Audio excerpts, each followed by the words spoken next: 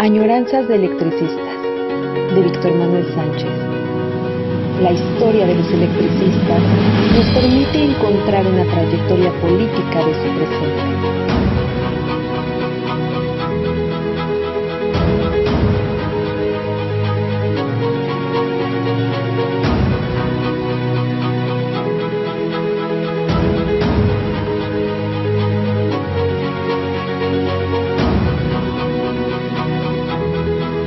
Comenzamos. Estamos de nueva cuenta en lunes. Se acabó el año. Es diciembre, empezamos diciembre.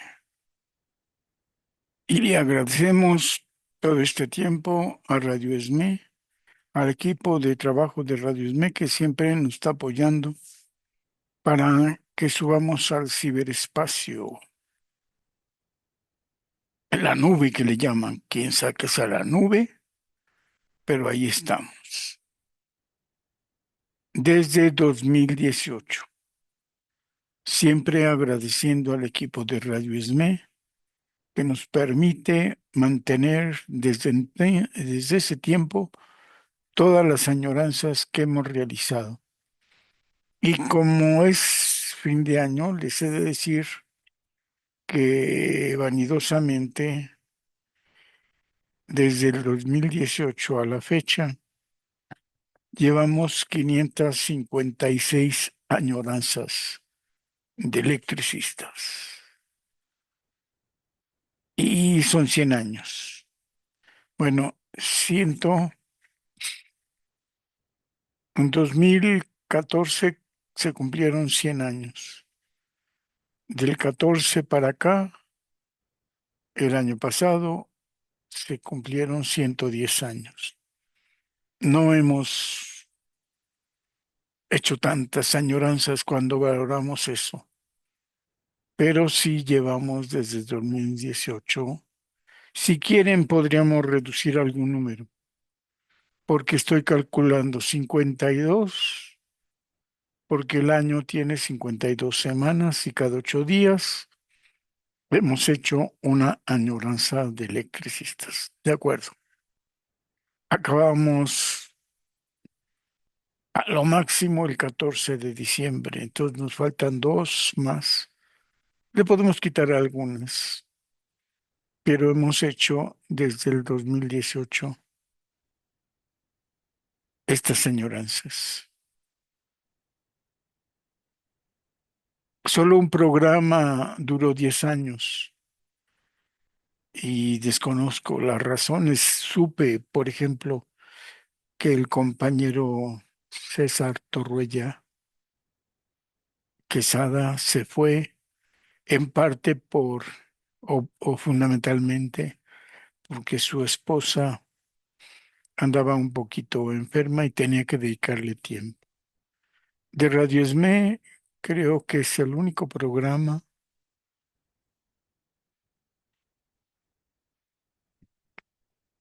que tiene tantos años,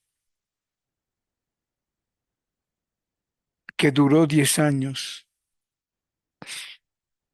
creo que sin interrupción. Uf, o pasaba lo mismo cuando había algún acto o evento, acción política importante, se suspendía porque el equipo de Radio ESME tenía que acudir a él. Sé que duró 10 años. Nosotros nos faltan, a partir del año que viene, 2 años más para cumplir 10 años.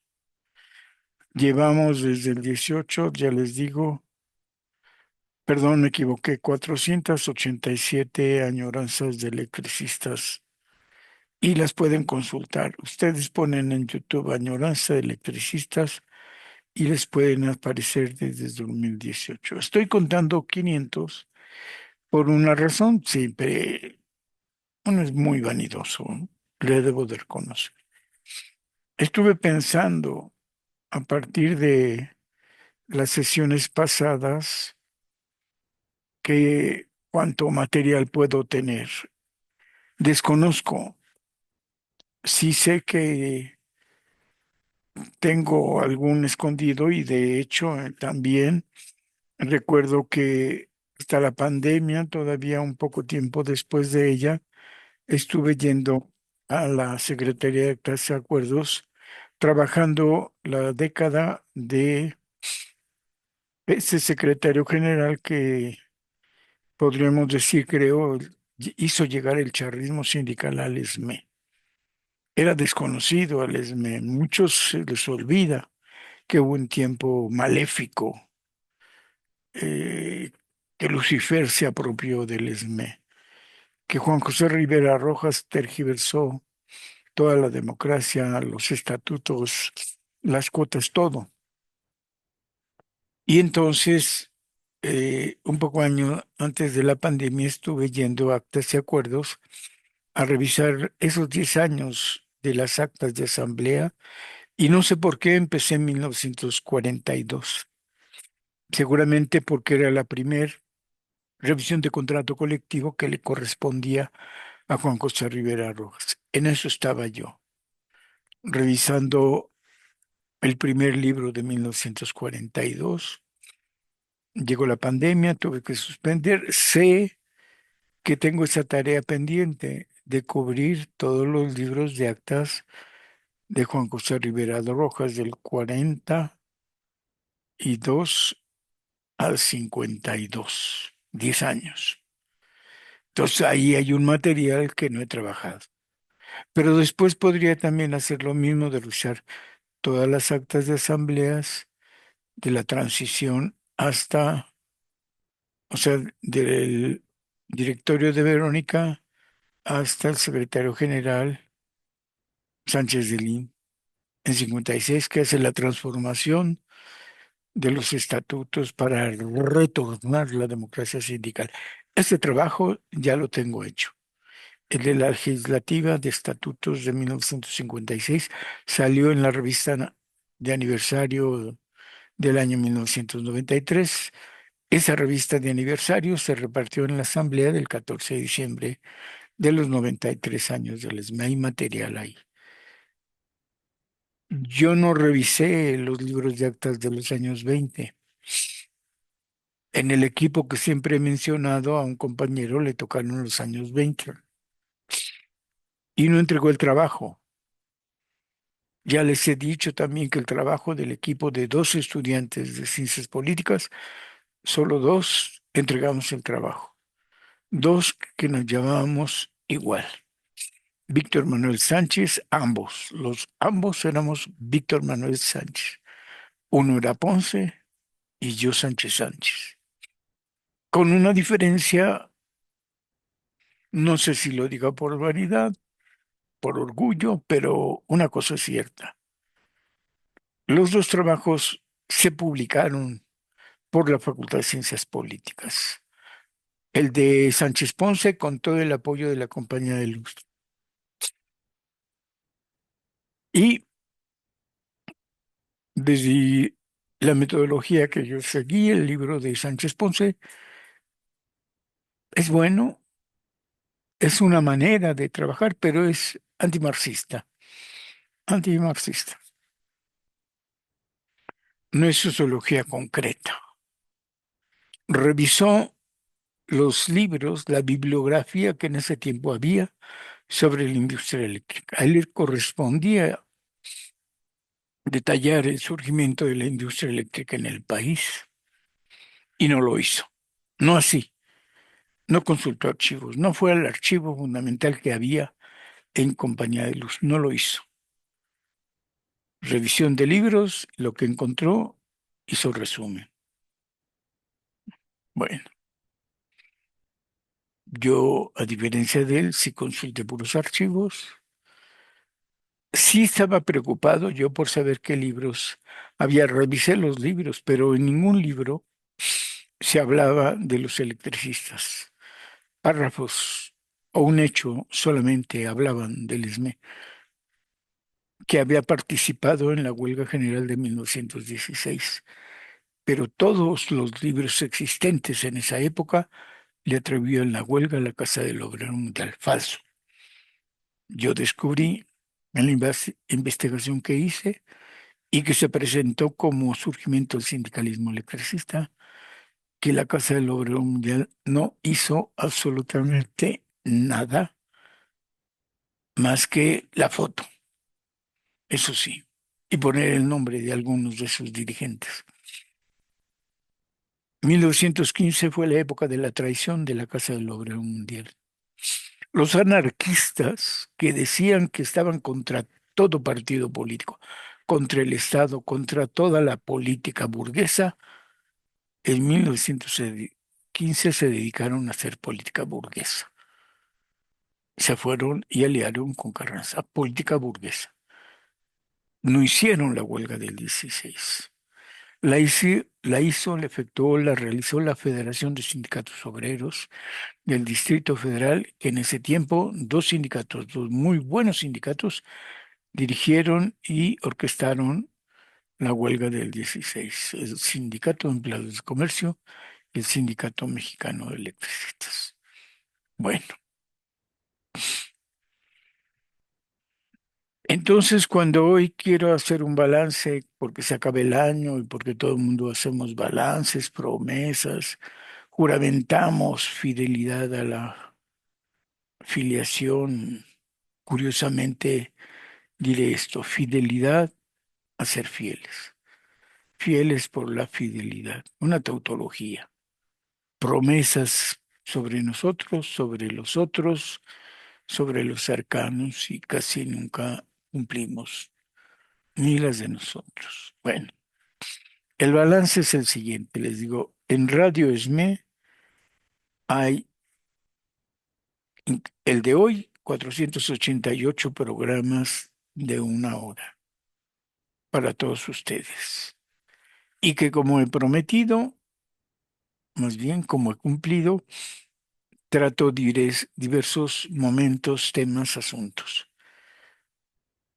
Y entonces, pensando qué material tengo, pensé, me falta regresar actas y acuerdos para consultar los 10 años de las actas del periodo de Juan José Rivera Rojas y hacer una crónica de ese comité, de esa política sindical, de esas relaciones con el Estado y con la compañía de luz. Tengo ya mis hipótesis. Una, por ejemplo, que he señalado, que si quizá no me han visto todos, es que la hipótesis que en la década de revisiones de contrato colectivo de Juan José Rivera Rojas, la gran mayoría no se revisó el contrato. Solamente existe una cláusula que de verdad sí beneficia, pero fue una en 10 años. El ahorro, solamente. No hay más. El ahorro, la cláusula de ahorro. Y ya. Todo lo demás, una farsa. Se prorrateaban los contratos. Pero es mi hipótesis, tengo que demostrarla y revisar. Tengo una colección de contratos colectivos. No es muy grande, pero tendría que revisar los contratos colectivos en físico de esos 10 años, del 42 al 52. Hay una farsa en el 52, se habla de una huelga, duró media hora. Eso no es una huelga. En fin, ahí me quedé y tengo esa tarea, revisar los 10 años de asambleas de ese periodo sindical. Acabo de decir que los años 20 no me tocaron a mí, el compañero que le tocaron lo hizo de manera irregular, igual que Sánchez Ponce. Entonces, ahí hay otra década que sería muy interesante. Tengo trabajos sobre esa década, pero nunca revisando los libros de actas. Con Revista Luz, con algunos periódicos, sabiendo lo que pasó y cómo creció el sindicato del golpe fuertísimo que le dieron en la huelga del 16, crea en 1925 la Federación de Sindicatos, perdón, la Federación Nacional de Electricistas, con sindicatos que el propio SME va creando, fundando en la República Mexicana. mandaban una comisión de propaganda, de cientificidad, de divulgación ideológico-política a provincia. La comisión llevará los estatutos y el proyecto de convenio colectivo y creaba su sección en Veracruz, en Tampico, en Hidalgo, en Tula. Y así creó más de 30 secciones o divisiones sindicales. Con esas divisiones creó la Confederación Nacional de Electricistas y similares. No tengo bien el trabajo, lo sé, pero me gustaría tener la perspectiva de las actas de asamblea del ESME. Hay material. Ya con esto les digo 2 décadas, 2 20 y 2 40 50. Pero las semanas pasadas les presenté estos libros. Son artículos que hice desde el 2018 durante 5 años en un periódico, El Día. Reuní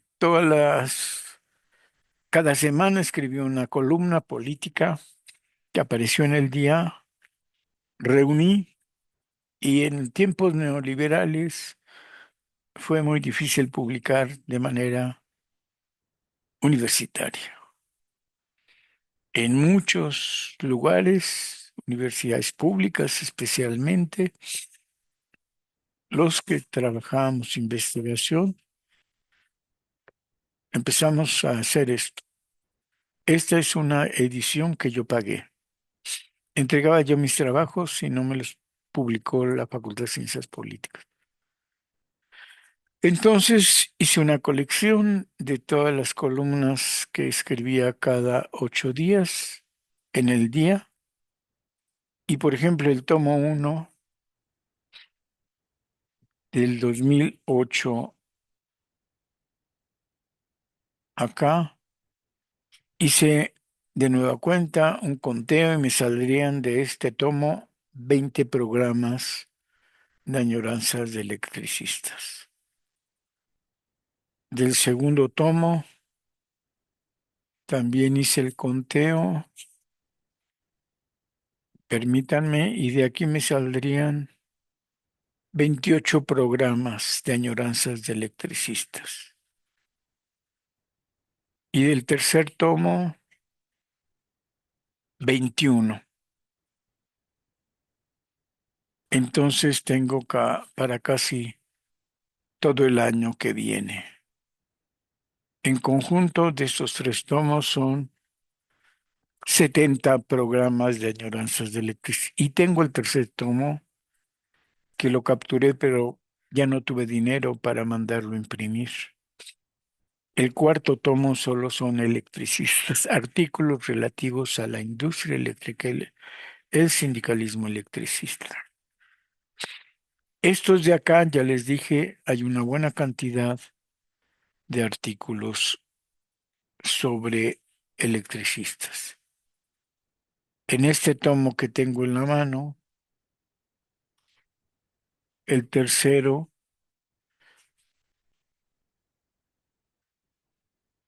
la mitad es de electricistas, la otra mitad de política nacional. Y el cuarto tomo que tengo guardado en alguna parte, en un archivo, una carpeta en USB o probablemente incluso en esta computadora, tengo un tomo completo de puros luz y electricistas. Es decir, logré armar 4 tomos, pero solo tuve dinero para 3 tomos. Si yo me pregunto qué material tengo para trabajar, con los 4 tomos que hablo, tengo para todo el año. Si agrego que pueda regresar yo a 13 acuerdos a consultar la década de 40, 52, seguramente culmino el año y me sobran para el siguiente. Es decir, Espero alcanzar la meta de la revolución de las canas. Y como dice mi mamá y mi abuelita, si Dios me lo permite, rebasar el récord. Tengo material. Esa era la duda que tenía. Además, por si otra cosa me faltará, les puedo comentar que por ahí tengo materiales que debo localizar, ubicar y hacer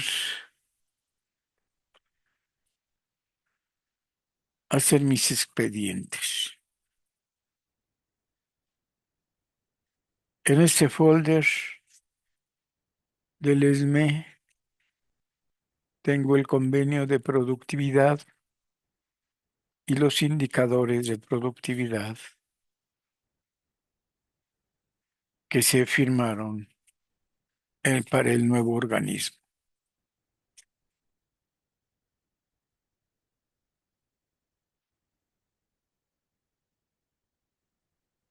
Este de elementos generales de la productividad. Y esos son los indicadores de productividad, que como es un documento largo, bien podrían ser 4 o 5 programas.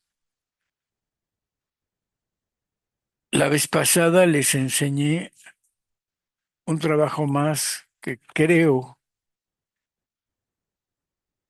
que publiqué en la revista Lux. La primera manera como se implementó la productividad en Compañía de Luz, curiosamente, no fue con el nuevo organismo, con uno de los más nefastos presidentes de la República, la electrificación de Chalco y Chimalhuacán en tiempos de Salinas de Gortari.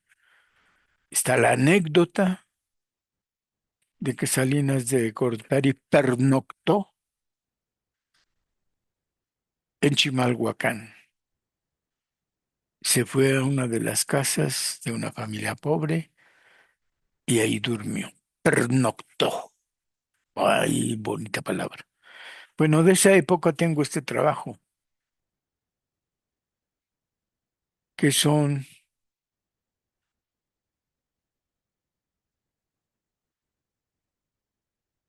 26 páginas. Se llama Los talleres de estructuras base de la electrificación de Chalco y Chimalhuacán. Fui a Chalco, vi cómo era el trabajo que estaban realizando todos ustedes en Chalco, Chimalhuacán. Varios de los departamentos estuvieron, perdón, estoy guardando para que no me estorbe. Varios departamentos como este que acabo de decir, taller de estructuras, estuvieron trabajando, fábrica de postes, medidores, líneas aéreas. En realidad, el conjunto de departamentos, construcción, pues, estuvo ahí en Chalco, Chimalhuacán, sacando el trabajo. Todavía les tocaron bonos de productividad.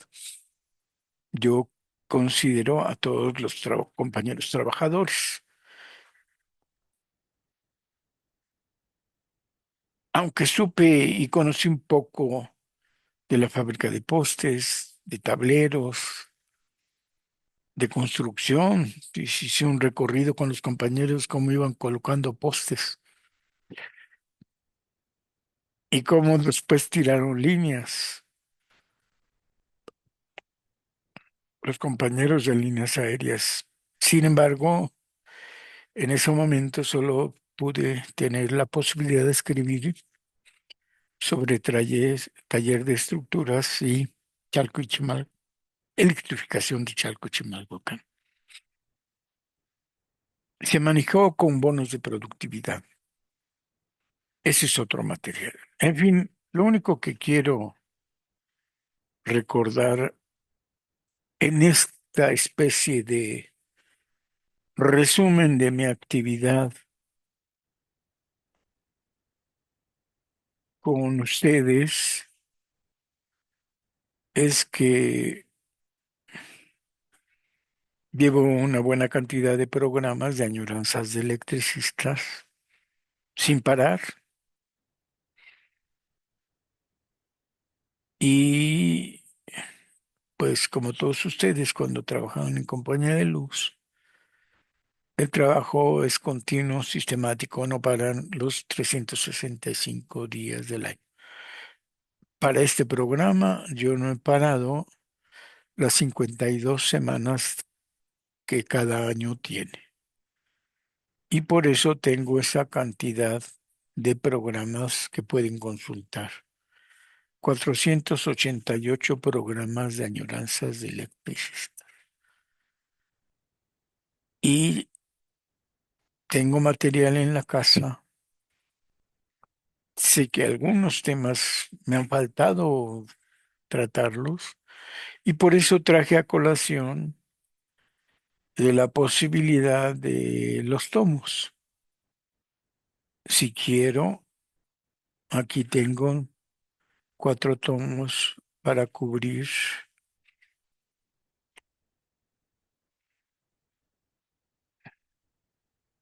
las semanas de más de un año.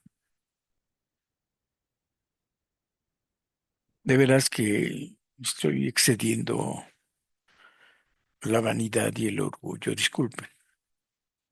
Bueno, es el balance que se den ustedes, que hemos hecho un esfuerzo por comprender la historia a cuentagotas, sí es cierto, a cuentagotas, poco a poco, lentamente, de distintos momentos históricos, sociales y políticos de ustedes, los trabajadores electricistas, y del Sindicato Mexicano de Electricistas, como de Compañía de Luz o de la industria eléctrica. Y en este caso, insisto, de la política nacional. Siempre hay en cada tomo trabajo versus capital, entendida como lucha de clases. El dominio del capitalismo se hace sobre el trabajo y la lucha de los obreros del trabajo se hace contra el capital, porque ni uno ni otro deben descansar. El capitalismo siempre está oprimiendo a los pobres trabajadores de cualquier tipo. Hay no solo la definición clásica, y no por eso vamos a llamarle otra definición. Los trabajadores son diversos ahora,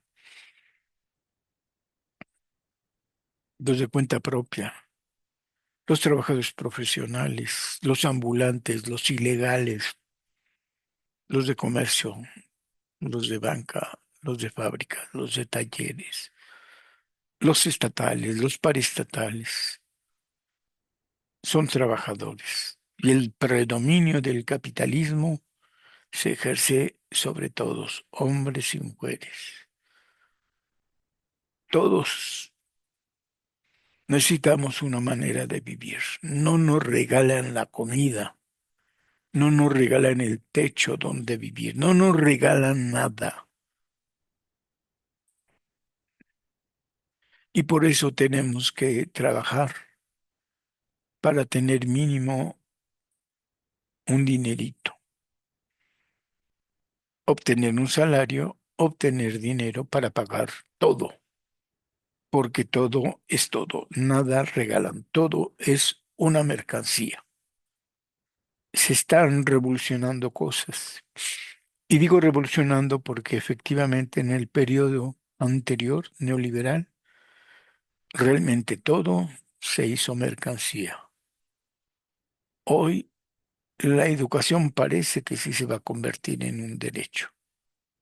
Y todos los estudiantes, todos los alumnos, los niños, las niñas, los jóvenes, las muchachas, si se inscriben en una escuela pública, van a obtener una beca. No es una beca para vivir, pero se alcanza para llevar la vida, de a poco a poquito.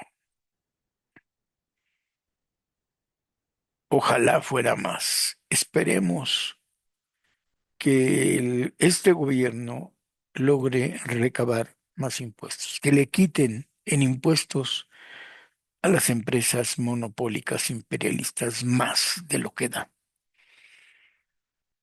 No se ha terminado el conflicto contra TV Azteca ni Electra, pero debe de lograrse.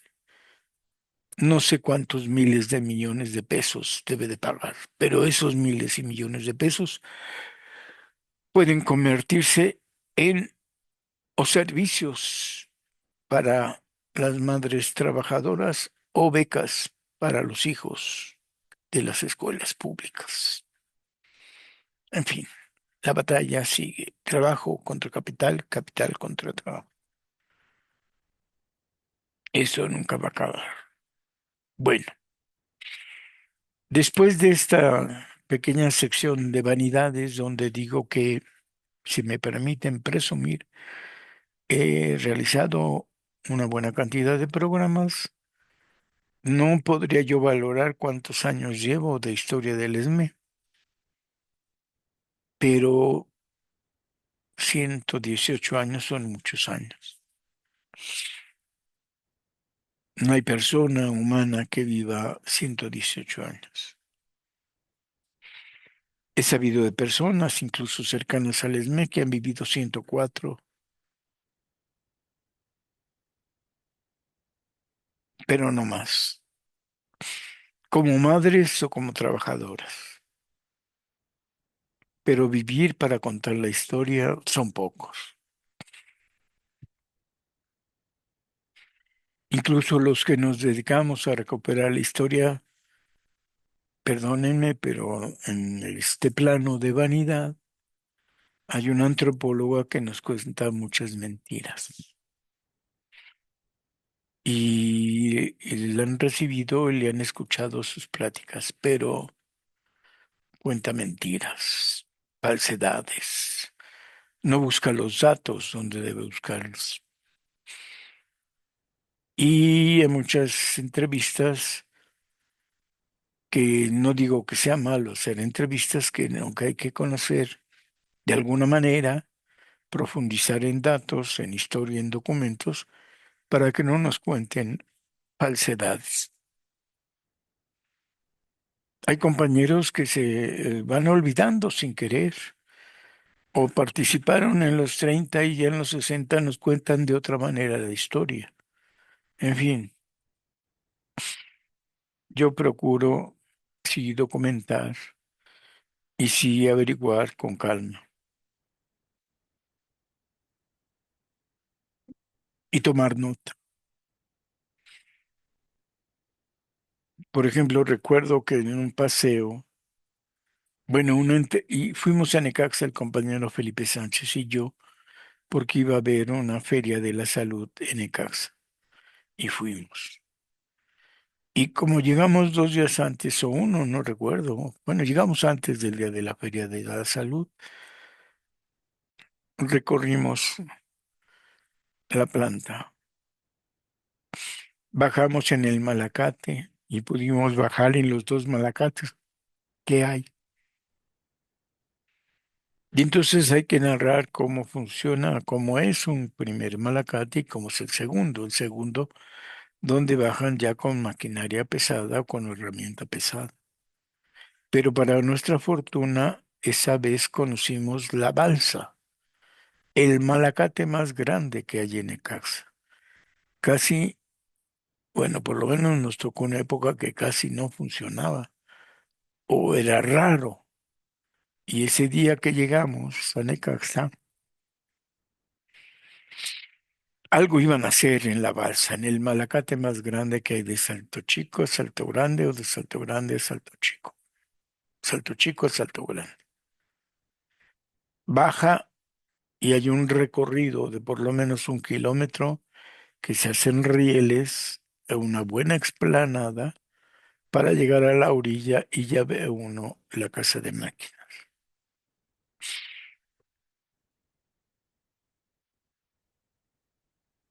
Sabe uno que ahí bajaron las grandes piezas de la maquinaria de las turbinas. Sabe uno que grandes piezas, incluso secciones de tubos, llegaron en ferrocarril desde Veracruz a Beristain. Y de Beristain a Necaxa había una máquina negrita, así le decían, que trasladaba de la estación Beristain hacia Necaxa a la balsa y de la balsa hasta la casa de máquina. Subimos a la balsa en esa ocasión. La única foto que conozco de la balsa, antes de subir personalmente el compañero Felipe y Víctor Sánchez, era una que veíamos a Porfirio Díaz bajando en la balsa. Podría revisar más revista Lux a ver cuántas veces alguien hizo el reportaje. El compañero Felipe y un servidor lo hicimos y narramos la crónica de ir a Necaxa y bajar en la balsa. El gran Malacate gigante de Necaxa. Bueno, hay material. Si me pongo a grabar y escribir algunas de las anécdotas, y de varios lugares tengo mis anécdotas de las prácticas escolares, que cuando yo ubiqué divisiones, no sé por qué, me llamó mucho la atención de Mascaltepec, porque es una de las pequeñas secciones, divisiones sindicales del ESME, y en realidad es un pueblo rico en recursos naturales y pobre porque es una de las regiones más pobres del Estado de México. Y queríamos averiguar. Anécdota es que dos, tres veces de las ocasiones que fuimos a Temascaltepec, nos tocaron revisiones por parte del ejército. Con la primera supimos que era una región de narcotraficantes y paraban a todos los autos y camiones. Nos paró el camión de la facultad y subieron a ver. Obviamente era todo un grupo de estudiantes y no hubo problema, pero revisaban de todos modos cualquier tipo de automóvil o de camión.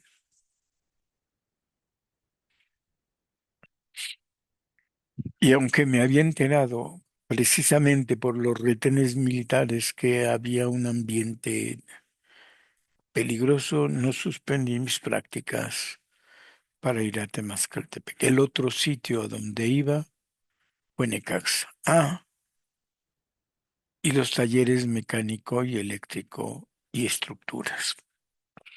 También podría platicar de estas prácticas escolares y cómo funcionábamos ahí, en aras de que más sociólogos, más científicos sociales aprendieran a estudiar la realidad concreta en situación concreta con objetos concretos. Bueno, perdón, voy a tratar el tema de ahora. Me encontré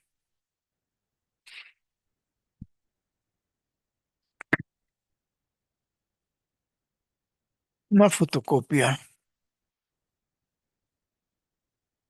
que no sé si se alcance a ver de la revisión del contrato colectivo de 1938. Tengo por ahí una copia del contrato del 38. Pero esta revisión del contrato del 38 significa que es la revisión del contrato de 1936. Y normalmente he opinado que después del 36 la empresa vino por la revancha.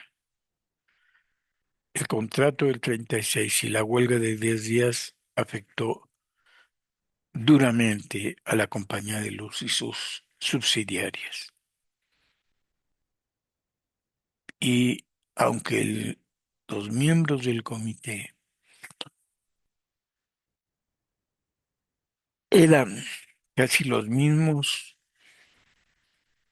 en la revisión que se logra en 38 existe una cualidad diferente.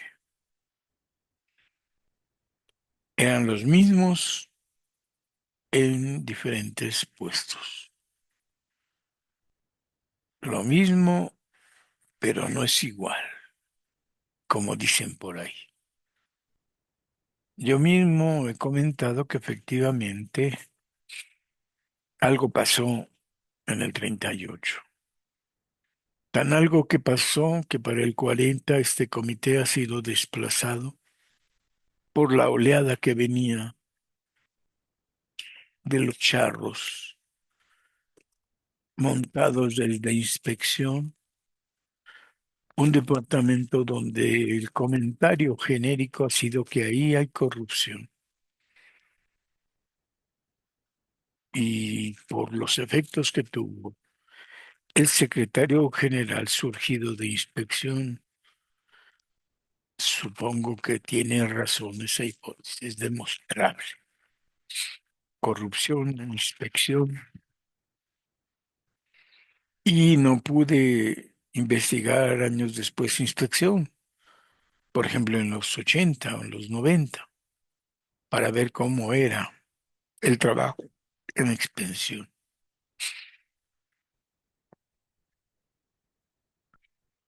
Pero el secretario general que surge en los 40, 50 de inspección, llamado Juan José Rivera Rojas, llegó a pervertir la democracia sindical, a romperla y a hacerse cómplice de la empresa y del Estado y de la empresa. Es corrupción. En fin, ya hablaremos cuando nos toque el punto. Bueno, encontré esta acta, esta fotocopia del acta de la revisión, pero antes de llegar al punto feo, también me encontré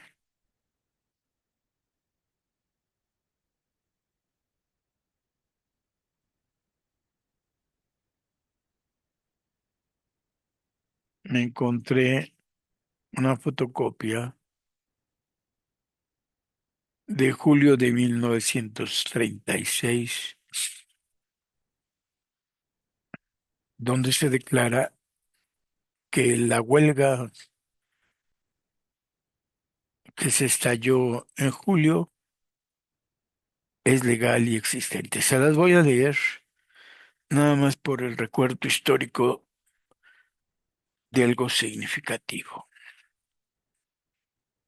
En esa época del 36 eran aproximadamente 3.200 trabajadores de compañía de luz en todas las divisiones. No eran muchos cuando es probable que comparando con otras compañías, efectivamente 3.000 fueran muchos, pero cuando uno sabe que, por ejemplo, para 1960 los trabajadores eran 10.000, 3.000 en los 30 son pocos. Y ellos declaran la huelga. 3.000 organizando más de 70 centros de trabajo están bien. Bueno, dice así. A mano, en una pluma, dice lo siguiente. Se recibió el 19 de julio del 36. Es una hoja membretada del Sindicato Mexicano de Electricistas con domicilio social en República de Colombia número 9. Todavía tiene teléfonos Ericsson y teléfono mexicano. 33303 el de Ericsson, X2121 el de mexicano. Y arriba, Sindicato Mexicano de Electricistas, y vienen los nombres de todas las empresas eléctricas, la fuerte y las subsidiarias.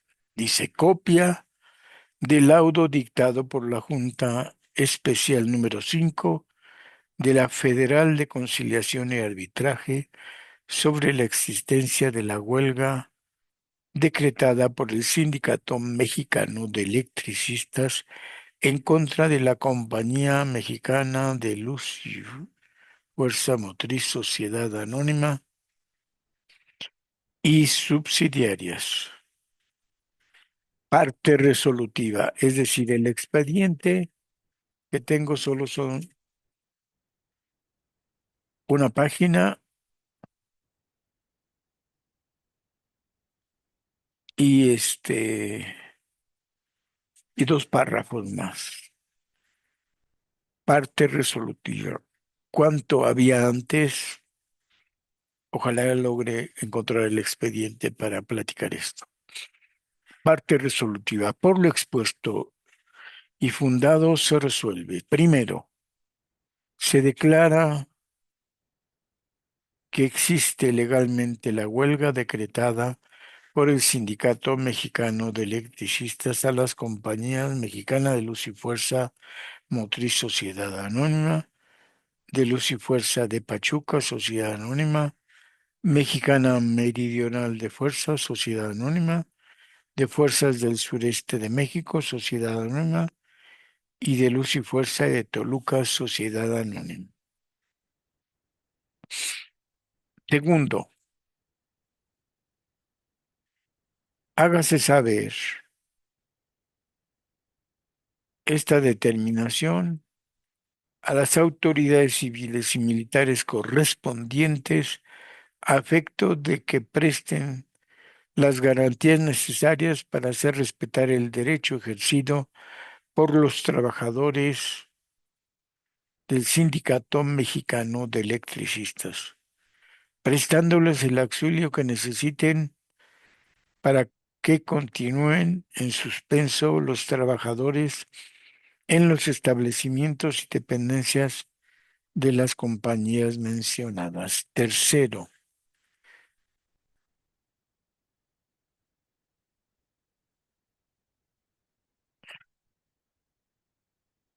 notifíquese y en su oportunidad archívese el expediente. Así definitivamente lo resolvieron y firmaron los ciudadanos representantes que integran la Junta Especial número 5 de la Federal de Conciliación y Arbitraje por mayoría de votos del gobierno y del trabajo en contra del capital, cuyo representante formuló por escrito su voto particular que se agrega al expediente doy fe. El presidente de la Junta,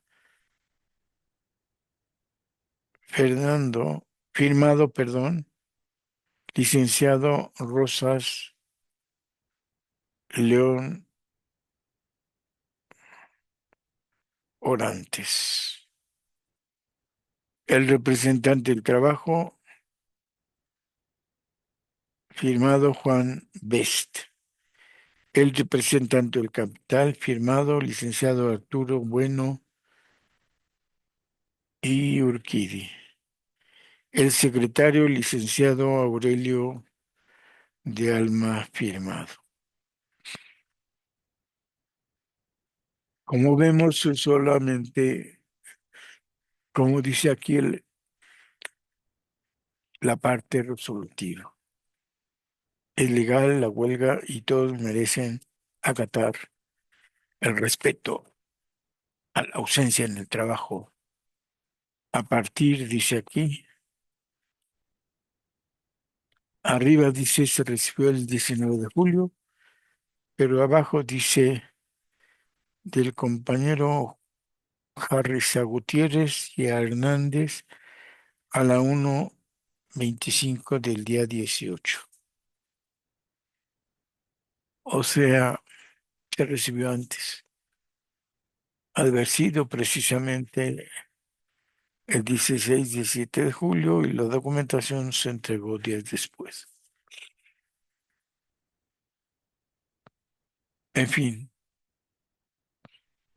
si logro localizar el resto de copias que seguramente tengo, porque por algo tengo esta.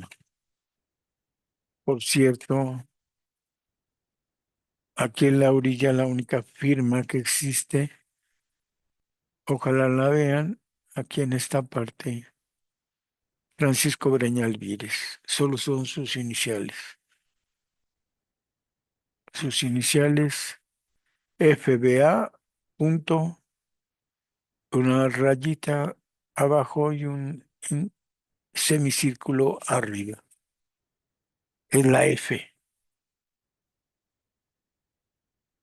es un semicírculo arriba, es la F que abarca dos letras. Francisco Breña Alvírez.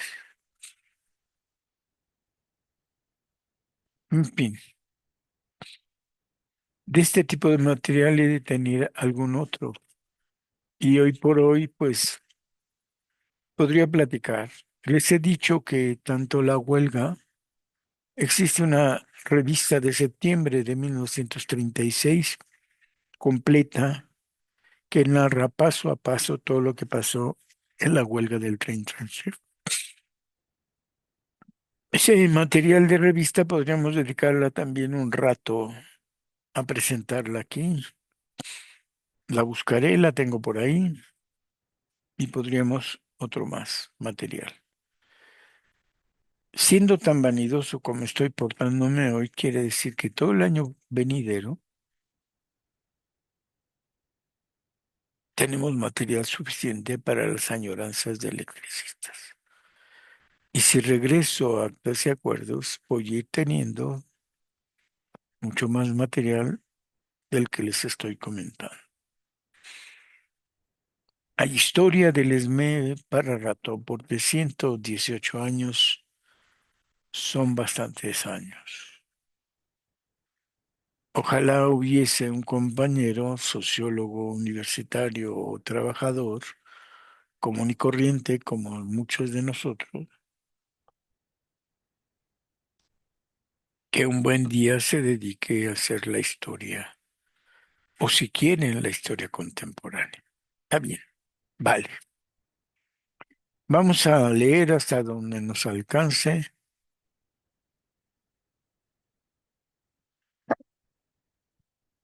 Son 4 páginas del convenio resolutivo de la revisión del contrato colectivo de 1936, es decir, la que hace 2 años después, en 38.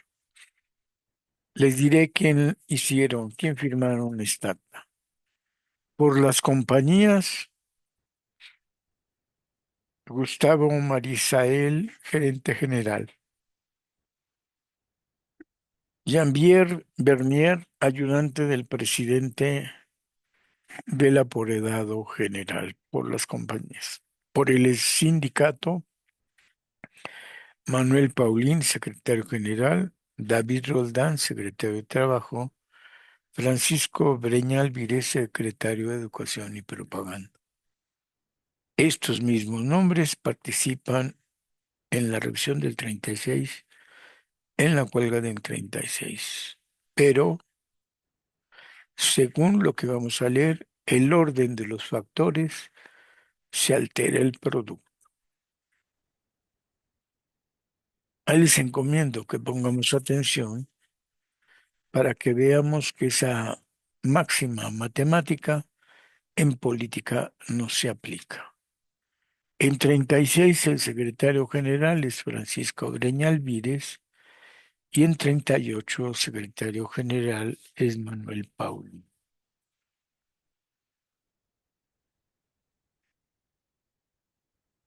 Bueno,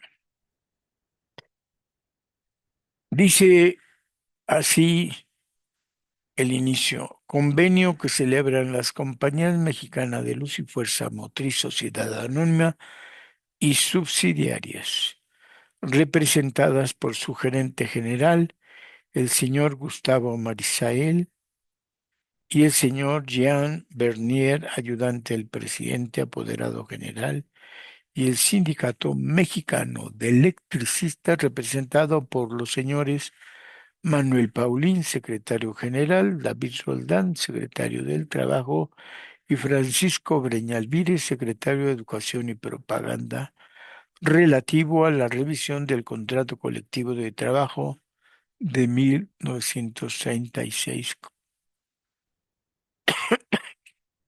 de conformidad con las siguientes cláusulas. Van a ser solamente 9 cláusulas en 4 páginas. En 4 páginas, tamaño oficio, es fotocopia. Curiosamente, en la otra si viene la firma de los secretarios, en esta no, ni a los lados. Y de alguna manera yo lo tengo como documento 8. No recuerdo dónde están los otros 7 o cuántos hay con un círculo mío que dice 8. Bueno, cláusula primera. Por favor, les pido atención y que tratemos de entender el contenido y si hay truco, trampa o negociación. La negociación no es mala por sí, pero se aplaza el cumplimiento del contrato colectivo. Y la empresa, insisto, venía por la revancha. Primera, las compañías convienen en aumentar los salarios de nómina de los puestos de planta que existían el día 1 de mayo de 1938.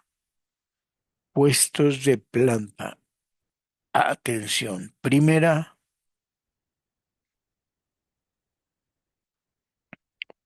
llamada. Puestos de planta. El aumento hacia los puestos de planta. ¿Cuántos había trabajadores de planta y cuántos de obra determinada? Les he dicho que en 36 habría 3,000 trabajadores activos, pero no sé cuántos de obra determinada, ni supernumerarios, ni de otro tipo, si es que los había, como los empleados de confianza. Los de planta no son de confianza. Con cuidado cuando leamos estas cosas. Retrotrayendo, o sea, se aumentan los salarios de nómina a los puestos de planta del 1 de mayo de 1938. Recordemos que en esta época la revisión del contrato colectivo no era en marzo, no era 16 de marzo, era 30 de abril, último día de abril, y se acababa el contrato el 1 de mayo. Fecha significativa, muy significativa, porque el 1 de mayo es el Día de los Trabajadores de la Lucha de Resistencia de los Obreros de México y del mundo. Habría que ver cuáles han sido los argumentos para que se llegara a esta fecha en Compañía de Luz, sea por el sindicato que logró establecer quizá en 1932 esa fecha para la revisión del contrato. Tendríamos que ir a ver la firma de ese primer contrato colectivo en 1930. Yo ahorita no recuerdo. Voy a intentarlo. Bueno, aquí hay. Retrotrayendo esta fecha, el aumento para que desde ella surta sus efectos en una cantidad de 600,000 pesos anuales, distribuyéndose los aumentos de acuerdo con el nuevo tabulador de salarios que el sindicato formulará, fíjense, aumentos a los trabajadores de planta a partir del nuevo tabulador que no ha hecho el sindicato, pero que lo debe formular. Pero, dice además, lo hará del conocimiento de las compañías, tabulador al que éstas podrán hacer las observaciones que estimen pertinentes, quedando el sindicato obligado a considerarlas. Es decir, sindicato entrega un papel tabulador de todos los salarios de planta y la compañía no lo regresa. Te lo entrego, me lo das con modificaciones, anotaciones, sugerencias que debo aceptar. Primer truco, son los de planta y aunque yo entrego el tabulador, si a ti no te parece, si quieres modificar lo que te venga en gana, yo lo tengo que aceptar. Primera trampa. Esta es una aceptación de debilidad, porque yo puedo hacer el tabulador, pero ¿sabes qué? No le cambias nada. Cuidado, no le cambias nada. Sin embargo, primer cláusula, se acepta cualquier comentario, sugerencia que hagan las empresas. Las compañías admiten una tolerancia de 2% en más o menos para la cantidad de 600,000 pesos anuales, pudiendo por tanto variar entre 585,000 o 611,000 pesos anuales. Tengo una anotación aquí al lado con lápiz. 600,000 anuales son 50,000 por mes. Y 50,000 por mes dividido por día son 14,285.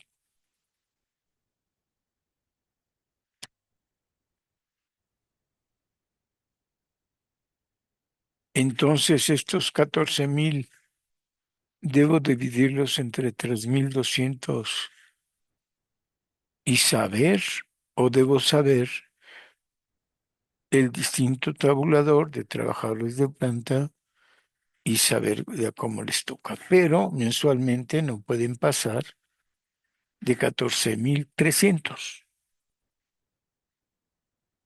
Divisiones que están ahí.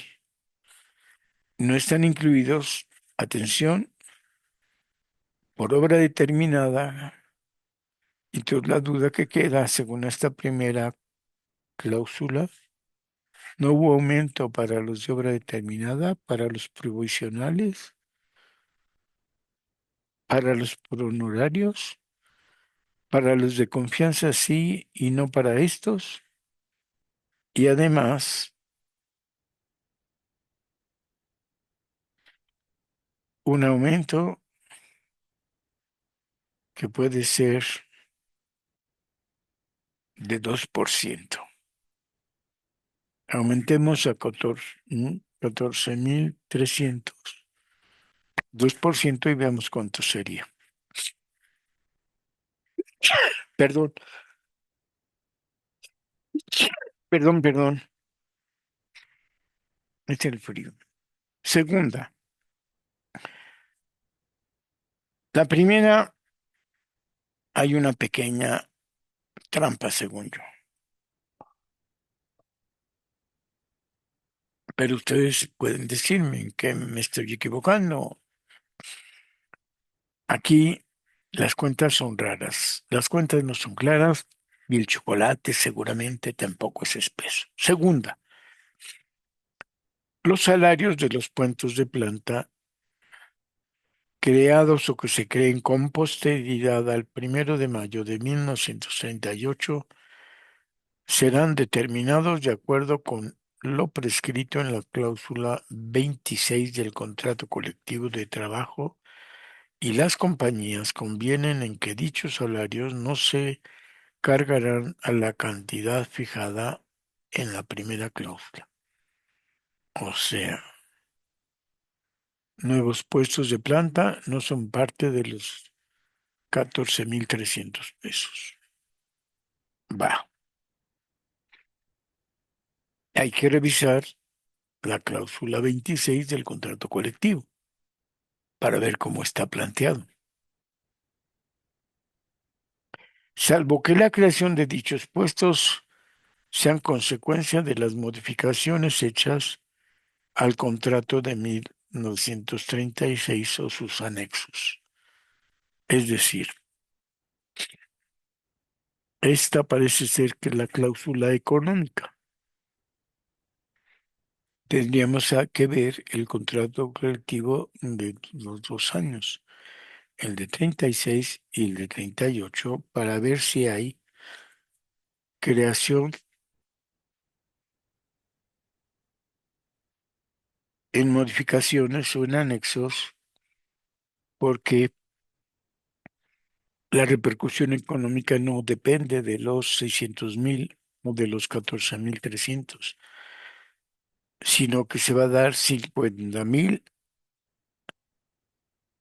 para ese tipo, para la cláusula tercera. Las compañías convienen también en que los aumentos que tendrán que hacerse a los salarios personales para mantener invariables los actuales diferencias entre dichos salarios y los puestos respectivos no se cargarán a la cantidad fijada en la cláusula primera. Es decir, quieren mantener la estructura de salarios estable. Si hay una proporción del 10%, 5%, 2% en cada categoría, debe mantenerse. Y para modificaciones compuestos se darán 50.000 pesos anuales. Es lo que trata la segunda cláusula. Es decir, serían 4.170 pesos al mes para puestos nuevos según modificaciones del contrato colectivo de trabajo.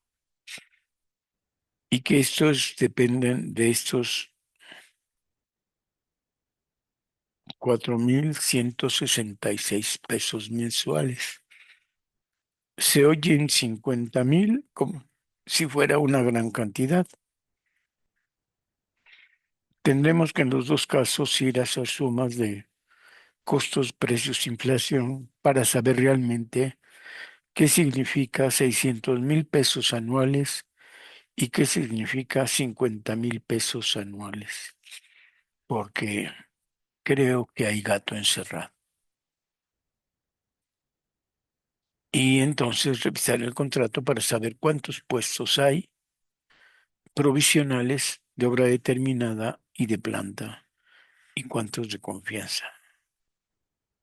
Pero ya están limitando la primera cantidad a puestos de planta. Y solo es la importancia que se nota aquí, el aumento de salarios. Está tentador.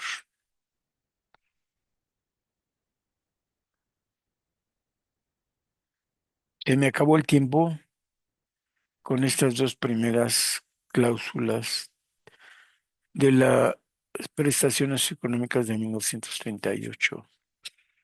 Permítanme decirles que esta añoranza de este 1 de diciembre se ha terminado.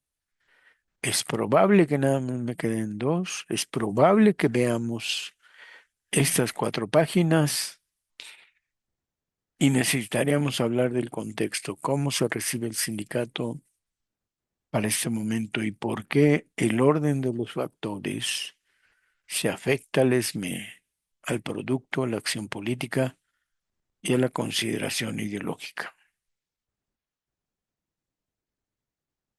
Ojalá podamos tener 3 programas en este diciembre, si no, ya saben, empiezan las posadas, si pueden tener posadas, si pueden tener reyes, si tienen necesidad de comer una torta en vez de un pavo, pues hay que comer torta. Si tienen para el pavo, que prefiero decir guajolote, guajolote, mole, mole verde con guajolote, que les vaya muy bien. Es diciembre, se nos acabó 2025. Por ahí nos encontraremos. Muchas gracias y nos vemos en la siguiente añoranza de electricistas. Hasta entonces.